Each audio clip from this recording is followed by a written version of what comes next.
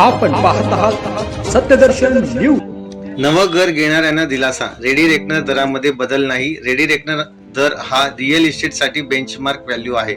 त्याच्या आधारे दोन्ही इन्कम टॅक्सच्या खाली कॅपिटल गेनचं कॅल्क्युलेशन केले जाते आणि स्टॅम्प ड्युटी रजिस्ट्रेशनचे दर ठरवले जातात। रेडी रेकनर दर हे सर्कल रेट किंवा गायडन्स व्हॅल्यू म्हणून देशात इतरत्र ओळखले जातात। हा दर प्रत्येक भागानुसार बदलतात। प्रत्येक रहिवासी कमर्शियल आणि इंडस्ट्रियल प्रॉपर्टीसाठी हे दर वेगवेगळे आहेत। सरकारने उचललेले हे एक सकारात्मक पाऊल आहे जे बाजारातील व्यवहार सुधारण्यास आणि प्रॉपर्टी मार्केटला चालना देण्यास मदत करेल। यामुळे विकासाचा वेग कायम राखण्यास मदत होईल, असे प्रशांत शर्मा, अध्यक्ष NAREDCO महाराष्ट्र यांनी STC बोलताना सांगितले आहे। महाराष्ट्र राज्याने जमिनीचे रेडी रेकनर दर कायम ठेवले आहेत।